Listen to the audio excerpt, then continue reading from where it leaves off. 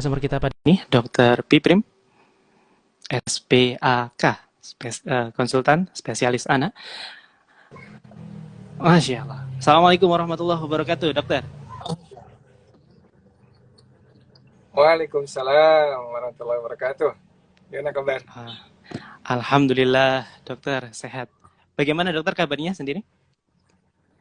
Alhamdulillah sehat-sehat. Alhamdulillah. Mudah-mudahan Suara sehat kita selalu ya. amin amin. Suara kita terdengar jelas, dokter? Jelas. Ini kok gini sih? Tep. Ya jelas, alhamdulillah. Alhamdulillah. Baik. Alhamdulillah teman-teman rahimani wa rahimakumullah telah bergabung bersama kita narasumber kita pada sore yang berbahagia ini, Dr. Piprim Basarah Yanwarso, SPAK. Beliau adalah konsultan spesialis anak dan alhamdulillah juga beliau bertugas berdinas di Rumah Sakit Cipto Mangunkusumo dan merupakan founder Rumah Vaksin. Masya Allah.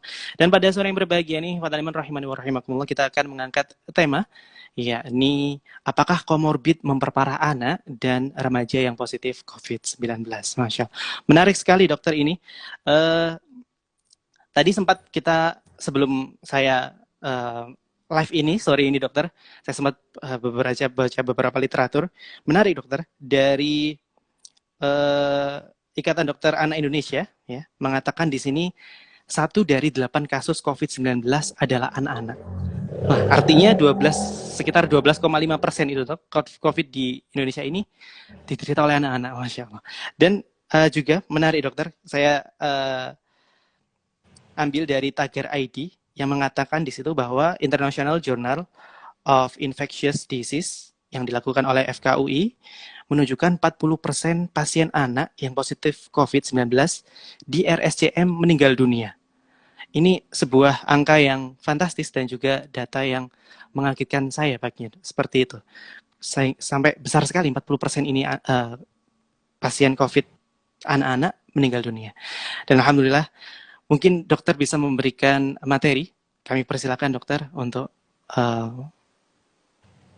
presentasi materi atau pemaparan materinya. Silakan. Iya, terima kasih. Mas siapa? Saya Fajar, dokter dari Surabaya. Mas Fajar ya? Betul. Ya, terima kasih. Assalamualaikum warahmatullahi wabarakatuh. Waalaikumsalam Terima kasih warahmatullahi wabarakatuh. atas undangannya ya. Tentang tadi data yang 40% itu jangan dibaca begitu aja ya. Jangan dibaca begitu aja. Karena itu adalah pada kondisi anak-anak yang memang sudah sakit dirawat di pusat rujukan RSCM ya. Itu di situ juga disebutkan bahwa yang 40% itu may be related or coincident. Oh, maybe related. Ya, maybe related or coincident. Jadi yaitu bisa jadi berhubungan atau koinsiden. Jadi penyakitnya memang sudah berat, kemudian pas di swab positif gitu. Ya, jadi begitu. Jangan dibaca 40% anak wafat karena COVID, enggak seperti itu ya. Data utuhnya, data populasi itu yang 40% itu anak-anak sakit berat di RSCM ya. Yang sudah sakit berat gitu. Tapi kalau kita lihat populasi itu kematiannya nggak sebesar itu ya. Kematian anak itu ya sekitar 1,6 lah, 1,6% kalau nggak salah itu ya. Nah, memang kejadian persentase anak yang sakit dibanding dewasa itu datanya 12,6% ya, sekitar 1/8 itu tadi betul. Jadi kalau di 8 yang sakit itu 1 di antaranya anak. Artinya anak ini memang juga salah satu kelompok usia yang rentan dan juga perlu kita lindungi bersama terhadap COVID ini. Ada hal yang menarik dari anak-anak yang wafat karena COVID ya, itu rata-rata semua dengan komorbid. Ada yang 1 komorbid itu sedikit, yang lain itu 2 atau lebih komorbid ya. Dan komorbid ini pada anak memang ada yang sifatnya bisa kita hindarkan, tapi ada juga yang tidak bisa kita hindarkan ya. Di antara komorbid yang bisa kita hindarkan adalah komorbid karena gaya hidup atau lifestyle ya misalkan obesitas, ya, atau sindrom metabolik yang lain. Gaya hidup obesitas yang bikin obesitas, ya, ini justru semakin banyak pada saat pandemi dengan mekanisme lockdown, ya, atau PPKM, ya, anak-anak nggak boleh keluar. Betul. Tapi apa yang terjadi, kemudian di rumah dia disiapkan aneka makanan yang berupa makanan junk food. Jadi kadang-kadang orang tua lupa, dia ingin melindungi anaknya, sangat dari patuh COVID. dengan protokol kesehatan, ya. Anaknya jangan lupa pakai masker, jangan lupa pakai. Tapi apa yang masuk ke dalam mulut anaknya tidak diperhatikan dengan baik, tidak dijaga. Padahal ketika dia menyiapkan anak-anak itu dengan aneka makanan yang sangat tinggi kadar gulanya, sangat banyak tepungnya, ya, alias junk food, ya, termasuk trans fat, ya, lemak-lemak jahat yang sering kita jumpai pada junk food itu, maka pada dasarnya disitulah kita sebenarnya mencelakakan anak-anak kita. Ya, kita ingin melindungi, tapi apa yang kita perbuat justru mencelakakan. Kenapa? Karena makanan junk food inilah ketika dia berupa cemilan, ya, nggak ada kenyangnya, terus dimakan, yang terjadi adalah obesitas pertama kali. Kemudian sindrom metabolik kita tahu bisa anak itu hipertensi walaupun anak-anak, ya kan? Trigliseridnya tinggi, inflamasi, kronik inflamasi. Nah ini ketika berjumpa dengan COVID, ya, alih-alih anak itu yang harusnya ringan gejalanya bisa berat masuk ICU, bisa mengalami MISC, ya, multi inflammatory systemic, ya, karena COVID. Jadi inflamasi hebat ke di mana-mana. Pada dasarnya adalah anak ini sudah mengalami komorbid, ya. Jadi komorbid inilah yang mungkin perlu kita jaga bersama. Jangan sampai tujuan kita bagus, kita sayang anak, kita kasih makanan sebanyak-banyaknya, tapi sebetulnya kita mencelakakan anak-anak kita. Ini mungkin poinnya, ya. Jadi selain kita protokol kesehatan, ya, rajin cuci tangan, memakai masker, ya, tapi juga jangan lupa perhatikan aneka makanan yang dimakan oleh anak-anak kita, termasuk kita sendiri sebetulnya. Termasuk kita sendiri. Jangan sampai kita udah jarang olahraga, ya kan? Makannya sering dan jenis makanannya pun salah, gitu. Ini signifikan dan ini jarang disebut-sebut. Orang lebih takut malnutrisi, orang lebih takut gizinya nanti kurang. Ayo makan. Padahal yang disebut malnutrisi itu ada dua, ada undernutrisi, ada overnutrisi. Justru pada anak-anak perkotaan, ya, saya kira pemirsa di sini juga rata-rata adalah mungkin yang ekonominya menengah atau bisa ke atas, ya, yang punya sosial media, punya IG, ya. Justru ancamannya adalah overnutrisi. Ancamannya overnutrisi, bukan undernutrisi, ya kan? Kalau undernutrisi mungkin anak-anak kampung, ya, anak-anak yang memang ekonomi rendah, ya, itu risiko undernutrisi. Tapi anak-anak kota, orang-orang yang the have, yang punya, dengan menyediakan aneka cemilan yang junk food itu, ya, ini bisa merupakan ancaman tersendiri karena akan meningkatkan komorbid pada anak. Kita tahu 80% anak-anak atau masyarakat lah, ya, umum, 80% kena COVID itu gejalanya ringan atau tanpa gejala. 15% gejalanya sedang, ya kan? Yang 5% gejalanya berat. Nah, gejalanya berat itu sebagian besar adalah dengan komorbid. Komorbid utamanya adalah diabetes, obesitas, hipertensi, dan penyakit-penyakit kronik yang lainnya. Ya, jadi itu mungkin pengantar dari saya, hal yang perlu diperhatikan dan jarang disebut-sebut oleh orang. Ya. Orang terlalu takut ada nutrisi, tapi dia nggak takut overnutrisi. Padahal COVID ini musuhnya overnutrisi. Ya, kira-kira gitu. Baik. Terima kasih dokter atas pengantar yang membuka wawasan baru dokter terkait komorbid. Salah satunya adalah obesitas yang seharusnya komorbid ini bisa kita hindari dokter, ya. Dan ini insight bagi saya dok, bahwasanya ternyata komorbid obesitas ini juga menjadi hal yang harus kita perhatikan, dokter ya. Dalam benak saya sebagai masyarakat umum itu, pikiran saya komorbid yang berbahaya itu adalah yang mengarah kepada pernafasan. Ternyata ada lagi yang kelihatannya sepele, obesitas, tapi itu juga harus diperhatikan, dokter. Iya, dari Hmm. data yang ada, ya, Mm-mm. kita bahkan sejak awal COVID itu ada ya, itu kan kita sudah tahu, makin obes seseorang, makin berat obesitasnya, makin tinggi peluang dia masuk ICU, makin tinggi peluang dia untuk kemudian kritis dan wafat. Ya, Hmm. ya jadi makin tinggi obesitasnya, makin gendut seseorang, Mm-mm. itu makin tinggi peluangnya untuk diintubasi masuk ICU. Hmm. Karena itu obesitas ini nggak boleh kita anggap main-main ya. Obesitas itu nggak lucu, ya kan? Nggak lucu, masa kan kita sering kali gini, orang tua itu senang anaknya gendut, Betul, lucu montok, bukan, betul, anak betul. gendut itu nggak lucu, sakit kesian.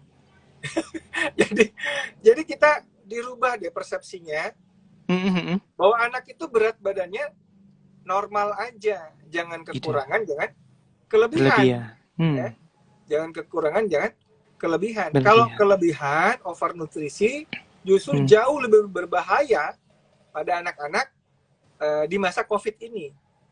Ya, di masa COVID Hmm. ini jauh berbahaya overnutrisi. Kenapa? Karena anak yang obesitas, ya, apalagi kemudian disertai dengan sindrom metabolik, itu sudah ada inflamasi kronik pada dirinya, ya, dengan sel lemak yang kemudian membesar dan terjepit, ya. Sel lemak yang Hmm. terjepit itu mengalami hipoksia. Hipoksia ini mengirim sinyal bahwa ini ada masalah. Sel-sel inflamasi datang di situ, ya. Profil makrofa itu ada sel yang terlibat dalam perlawanan pertama, ya. Profil Hmm. makrofanya tipe M1. M1 itu adalah tipe yang inflamasi. Nah, kalau orang kurus langsing, tipe makrofanya M2 dia. Tipe makrofa yang kalem. Kalau tipe M1 ini tipe berangasan. Begitu tipe M1-nya banyak dominan, kena COVID, Hmm. berangasan. Jadi hiperinflamasi sindrom terjadi di situ. Kita Hmm. kira-kira begitu ya Baik. bahayanya obesitas tuh, karena respons tubuh itu jadi heboh terhadap COVID Oke. yang seharusnya Hmm. eh, kalem-kalem aja. Anak-anak itu kan harusnya oke-oke aja dia, iya kan?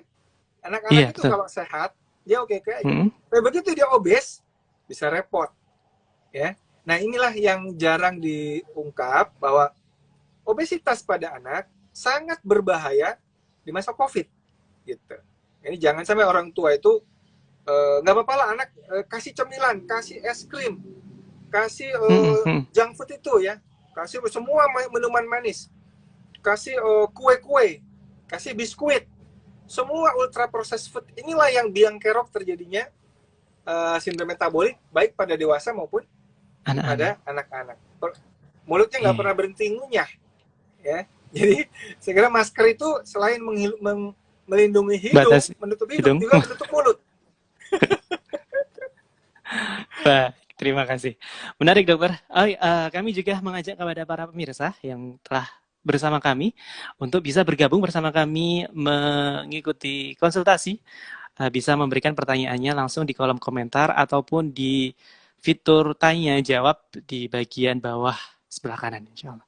Baik, dokter. Sebelum kita angkat beberapa pertanyaan yang sudah masuk, ada satu hal yang ingin saya tanyakan, dokter, terkait eh, langkah pemerintah untuk mengatasi pandemi COVID-19 ini, khususnya pada anak-anak, yaitu terkait pendidikan, dokter.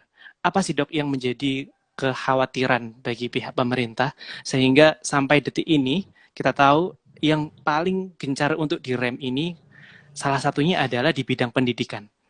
Sudah 3 semester anak-anak kita tidak merasakan pendidikan secara konvensional gitu. Mereka menggunakan Zoom yang itu kita tahu sendiri hasilnya juga tidak terlalu baik untuk itu. Jadi apa sih, dok, yang sangat dikhawatirkan oleh pihak pemerintah? Ya, Gitu. Silakan, dokter. ya. Jadi begini, anak-anak itu ya sebetulnya gini ya. Kalau positivity rate itu sudah di bawah 5%, ya kan? Mm-mm. Mm-mm. Eh, itu kan dianggap cukup aman, ya, cukup aman karena penularannya sudah jarang. Apalagi kalau nanti cakupan imunisasi sudah tinggi, Mm-mm. guru-gurunya sudah pada imunisasi semua, ya, Betul. mungkin suatu saat kita bisa buka pendidikan offline, ya. Tetapi ada hal mendasar sebetulnya. Mm-mm. Pola kurikulum pendidikan kita, ya, itu sebetulnya kalau kita tahu misalkan ada konsep homeschooling, ya nggak? Ada kan Ada. pernah konsep Mm. homeschooling. Dan betapa banyak anak dengan homeschooling itu sukses luar biasa. Betul nggak? Karena pola pendidikan kita kadang-kadang terlalu banyak, ya, sesuatu yang sifatnya berupa apa ya, penugasan-penugasan, tetapi tidak merangsang, ya, daya nalar anak. Contoh gini, ada 3 keterampilan penting pada anak sebetulnya, yaitu calistung, membaca, Mm. menulis, berhitung. Menulis dan mengingat. Membaca, bagaimana anak itu bisa bagaimana anak itu bisa membaca dengan baik, dengan bisa masuk dan sampai ke penarikan kesimpulan. Menulis bagaimana anak itu bisa menuliskan ide-ide di dalam kepalanya dalam bentuk tulisan, ya kan? Atau juga cerita, ya kan? Cerita bisa mengeluarkan gagasannya dalam bentuk cerita. Mm-mm. Menghitung itu ya menghitung, ya, belajar matematika, mencongkak ya kalau dulu ya, kayak gitu. Iya, betul. Betul. Nah, 3 keterampilan ini kan sebetulnya bisa berupa penugasan-penugasan seperti anak yang homeschooling itu. Jadi konsep belajarnya itu adalah sebetulnya mengasah 3 kemampuan dasar ini, bukan memindahkan pelajaran di kelas ke online. Kenapa jadi ribet? Karena pelajaran kurikulum sekolah yang harusnya di dalam kelas dipindahkan ke Zoom. Kan jadinya ribet orang berpikir, ya kan? Betul. Tapi kalau pembelajaran itu sebetulnya ini student center, ya. Jadi ke depan ini menurut saya sebetulnya, ya, saya pernah dengar dari pakar-pakar pendidikan, ya. Yang perlu dipikirkan adalah bagaimana pola pendidikan di masa pandemi, ya. Jangan mikirkan offline online, jangan dikotomi gitu loh, ngerti nggak? Betul. Intinya adalah anak itu tetap dapat belajar dengan optimal, mengembangkan calistung ini gitu. Nah, ini yang juga mungkin perspektif lain, ya. Perspektif lain bahwa jangan sampai kita galau ketika kelas itu nggak bisa terisi, ngerti nggak? Ketika kita nggak bisa sekolah offline, seolah-olah udah kiamat. Nggak kayak gitu. Kita mesti banyak upaya-upaya kreativitas dari dunia pendidikan kita, ya, untuk bagaimana mencontoh bagaimana keberhasilan homeschooling itu, ya, mencetak anak-anak yang performanya bagus, gitu, ya. Jadi contoh gini nih, di Indonesia nih kan anehnya gini, kalau pelajaran sejarah, iya, sejarah, perang di Ponorogo, pertanyaannya adalah tahun berapa perang di Ponorogo? Saya sampai sekarang hafal 1825 sampai 1830. Saya tidak apa. 1825 sampai 1830. Silakan, Dokter. Siapa tokoh-tokohnya? Itu ya. Ini. Tapi kalau di luar negeri pertanyaannya begini, mengapa perang di Ponorogo terjadi? Beda nggak jawabannya? Di luar negeri misalkan, ketika topiknya perang di Ponorogo atau perang apapun lah, mengapa? Apa latar belakang terjadinya perang itu? Dan bagaimana kok bisa terjadi? Beda kan jawabannya? Pertanyaan yang mengapa itu adalah analitik thinking. Jadi anak itu distimulasi supaya berpikir, supaya membaca. Tapi kalau pertanyaan pertama, menghafal. Ngerti nggak? Dan hafal itu nggak bikin macam-macam. Nah, itulah kira-kira contoh kenapa kita jadi heboh adalah karena konsep kita pendidikan ideal itu harus offline. Ngerti nggak? Padahal harusnya baik online maupun offline, yang penting anak itu bisa menjadi pembelajar yang baik. Nah, inilah makanya para pakar kemudian melihat ini butuh suatu paradigma lain, ya, pada konsep pendidikan kita, gitu. Ya. Nah, masalah offline tadi memang harus ada syarat-syaratnya supaya bisa offline, ya. Penurunan positivity rate, ya, di bawah 5%. Kemudian yang tadi nggak ada guru yang komorbid. Ini kan anak-anak, katakanlah anak-anak oke, sudah pada vaksin, ya, misalkan. Anak yang besar, ya, yang SMP, SMA. Tapi gurunya ada yang diabetes, misalkan. Iya kan? Atau dia pulang ke rumah orang tuanya ada eyangnya yang diabetes, misalkan. Jadi, inilah yang, inilah yang kemudian menjadi pertimbangan betul, ya, kalau mau membuka sekolah offline kembali. Tapi di luar masalah offline atau online, kita mesti punya paradigma sendiri bahwa belajar itu bisa di mana saja. Iya nggak? Kita lihat anak-anak, ada ayam, ayo kita belajar biologi. Di rumah kan bisa. Ngerti nggak? Kenapa guru-guru itu nggak bikin modul-modul pembelajaran di rumah? Seperti modul-modul homeschooling. Ayo sekarang kita belajar tentang semut. Kita belajar tentang bunga. Kasih pembelajaran, kasih penugasan. Anaknya suruh bikin tulisan. Suruh bikin video. Belajar nggak? Belajar. Iya nggak? Ini perspektif saya sebagai orang tua dalam menyikapi dikotomi online vs offline. Ya, tentu saja itu bukan ranah saya, ya, tetapi setidak-tidaknya pemikiran seperti ini membuat orang nggak stres. Ini anak saya kalau nggak offline nggak bakal belajar pinter, kan salah, gitu nggak? Kalau nggak di sekolah nggak belajar, nggak gitu. Anak-anak homeschooling banyak kok yang sukses, iya kan? Kayak gitulah. Jadi belajar itu memang mesti bisa di mana saja. Ibumu adalah madrasahmu. Ibu adalah madrasah pertama buat anak. Sekarang disitulah peran kreatif kita. Kan kadang-kadang masalahnya orang tua itu dia terlanjur tidak bisa atau tidak mampu mendidik anaknya, karena sibuk sendiri, ya kan?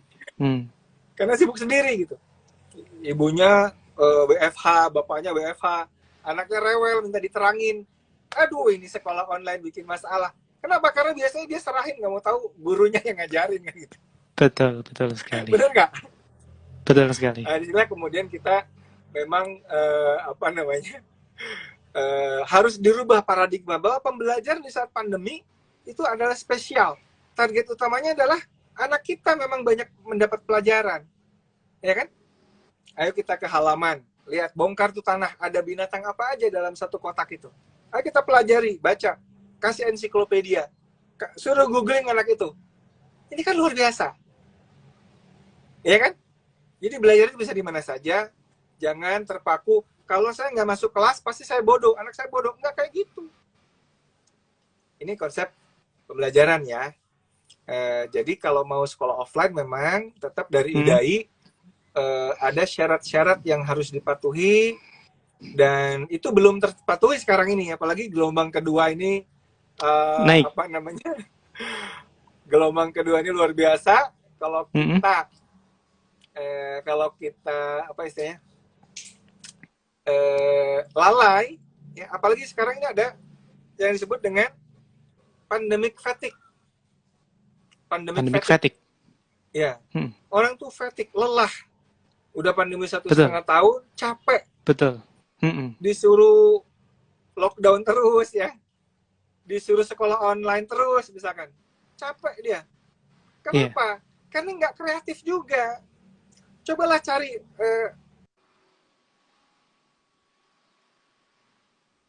inna ma'al usri yusron, ya kan?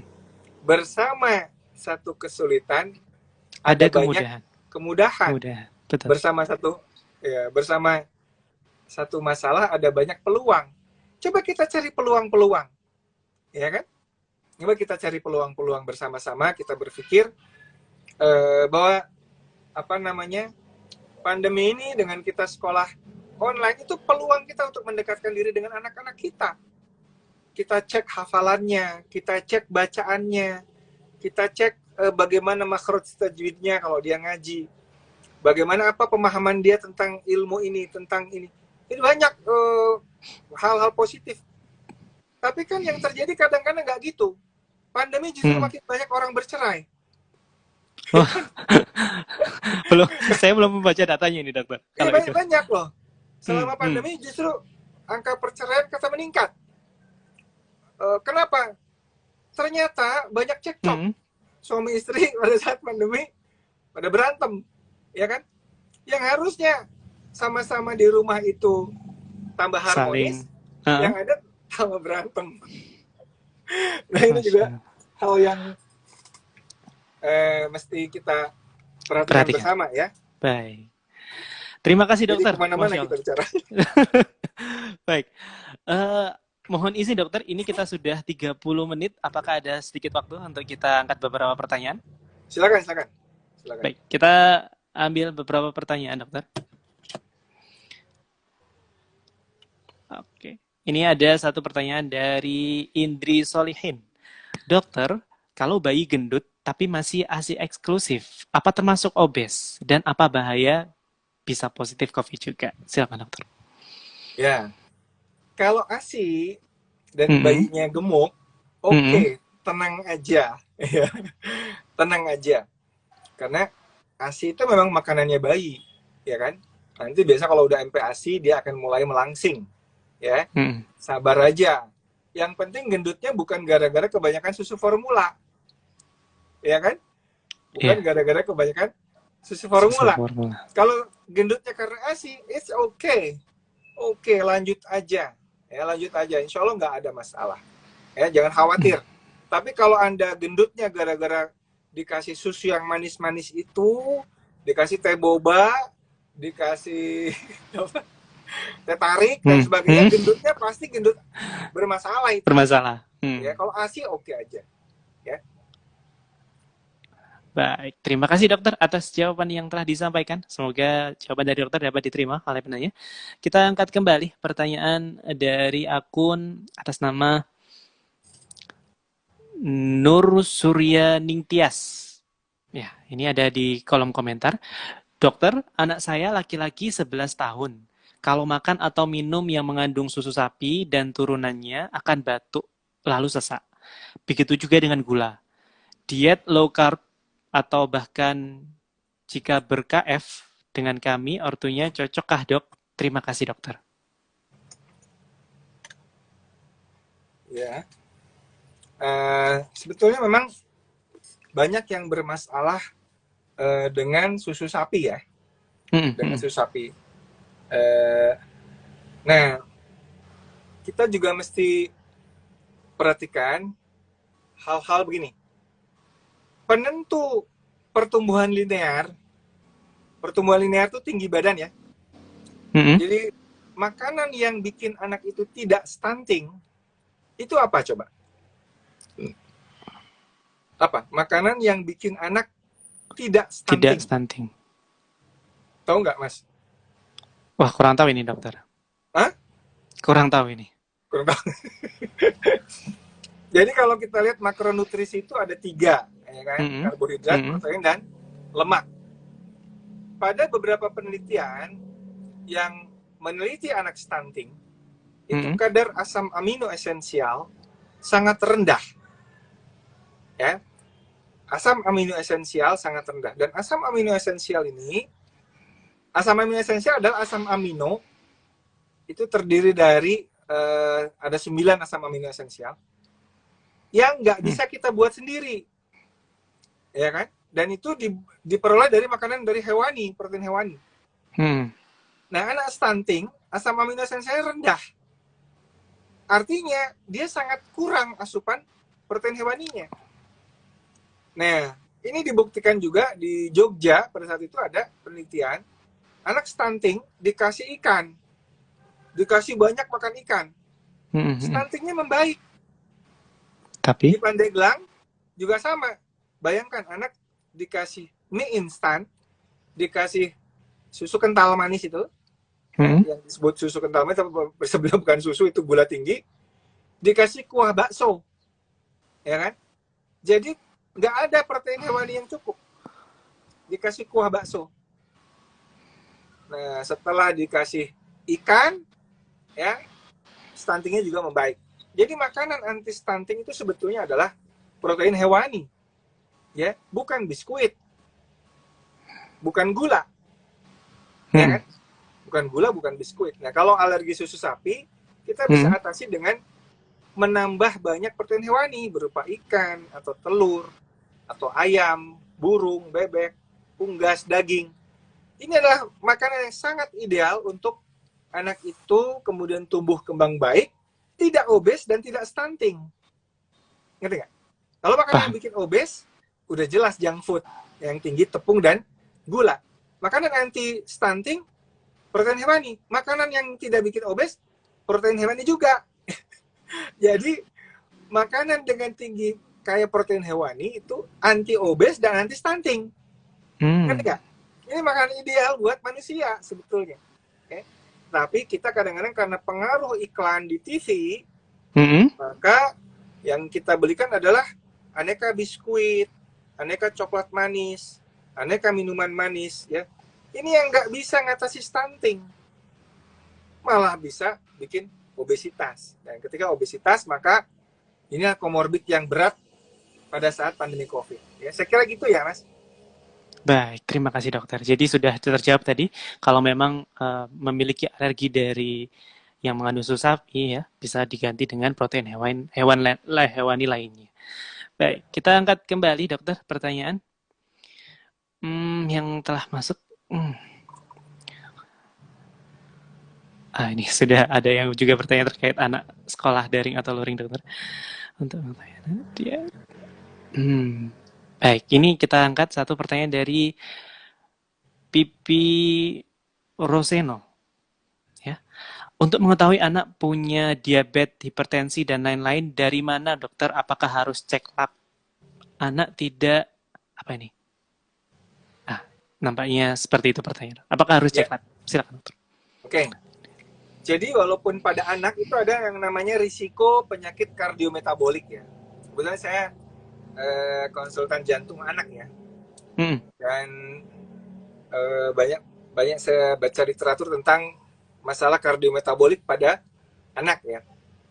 Pada anak-anak yang kita curigai, apalagi kalau ada riwayat orang tuanya sakit jantung misalkan ya, serangan jantung koroner misalkan, anak-anak itu bisa kita lakukan screening risiko kardiometabolik. Terdiri dari beberapa pemeriksaan lab ya. Beberapa parameter, contoh misalkan, coba kita lihat perbandingan antara lingkar perut anak dengan tinggi badannya. Ya, kalau anak gendut, anak buncit, ya normalnya lingkar perut dibagi tinggi badan itu di bawah setengah.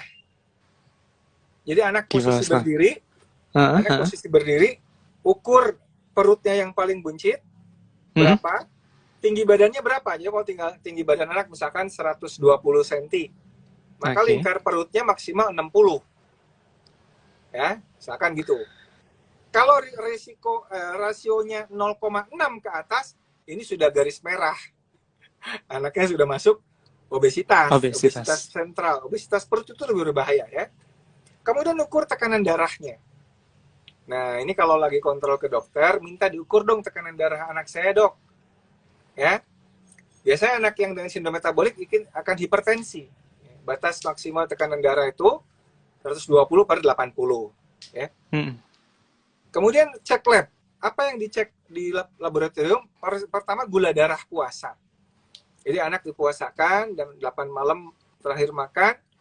Besok pagi jam 8 pagi dia masih puasa, ambil darah dulu, cek gula darah puasa. Maksimal 100 mg per desiliter. Kemudian anak juga bisa dicek trigliserid puasa. Trigliserid ya. Dan kemudian itu trigliserid puasa pada anak di bawah 150. Dan HDL kolesterol batasannya pada anak 40. Ya.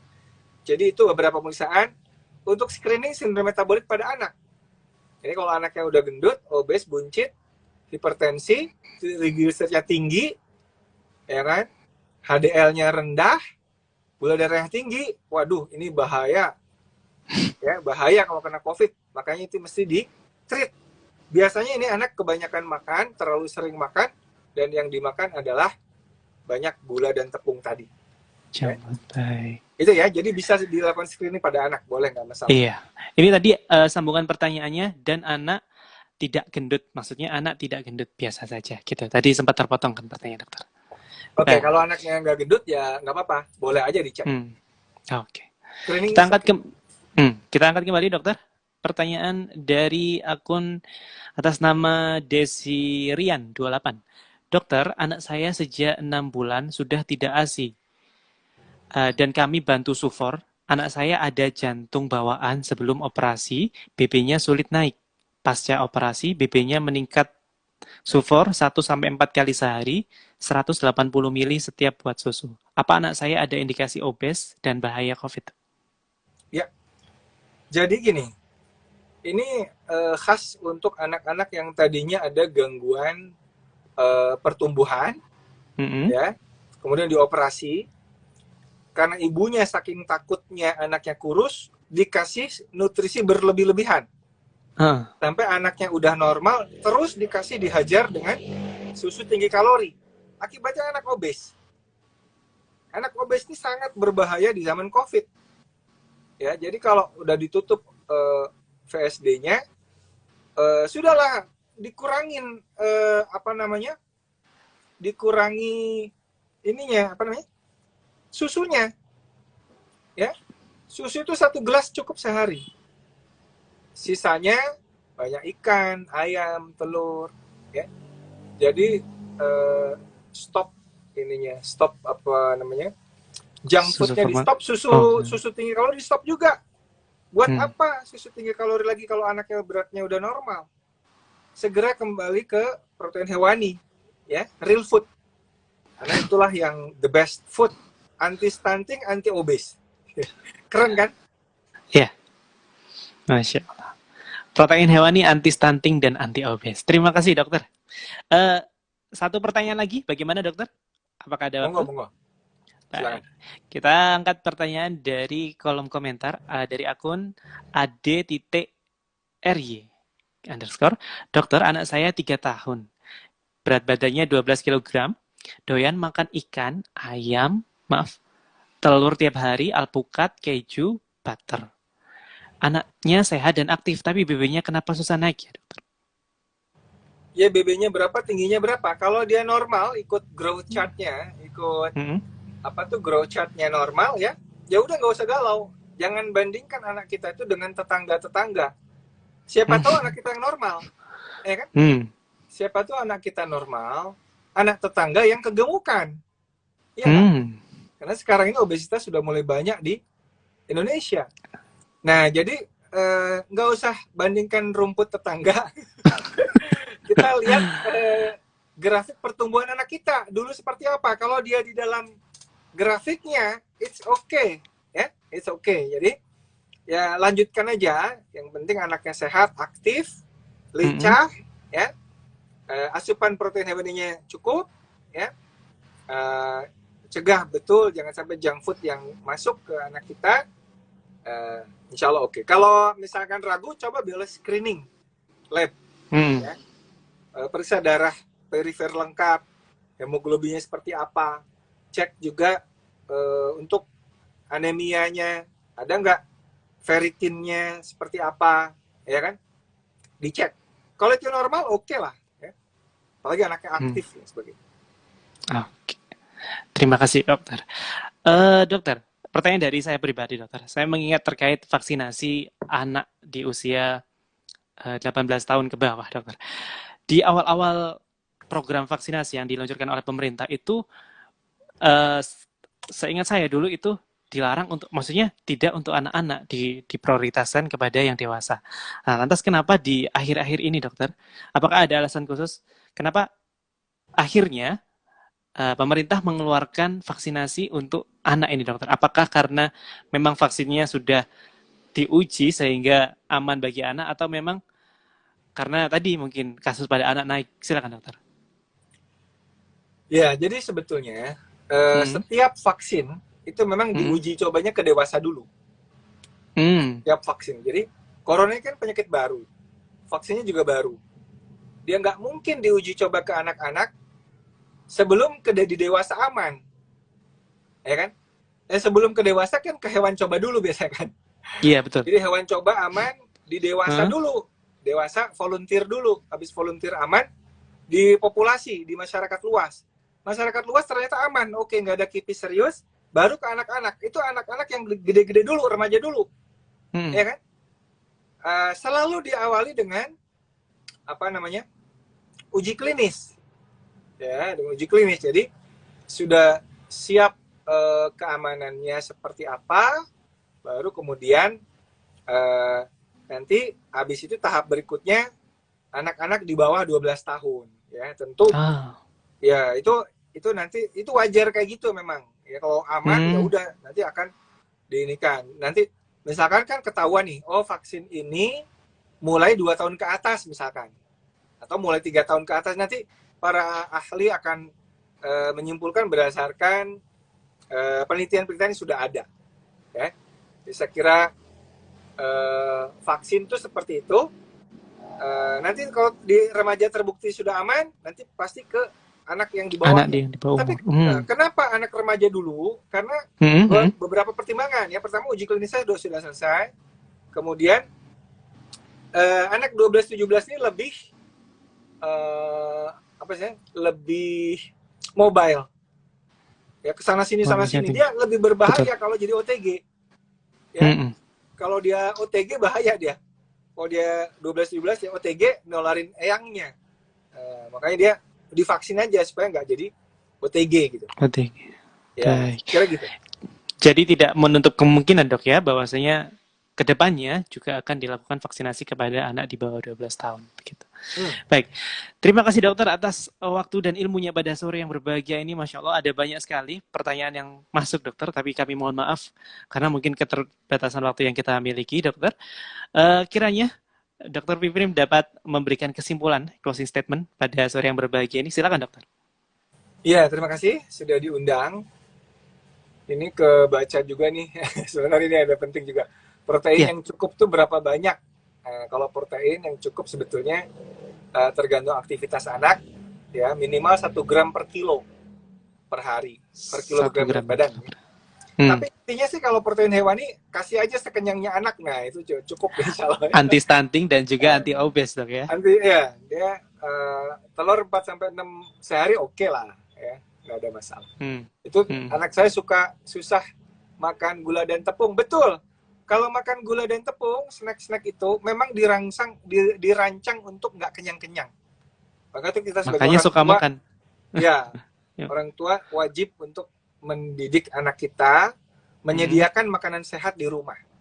Ya, cemilannya itu ya protein hewani, sayuran hijau itu, ya. Itu yang paling pas, bukan biskuit, bukan es krim, bukan gitu-gitu.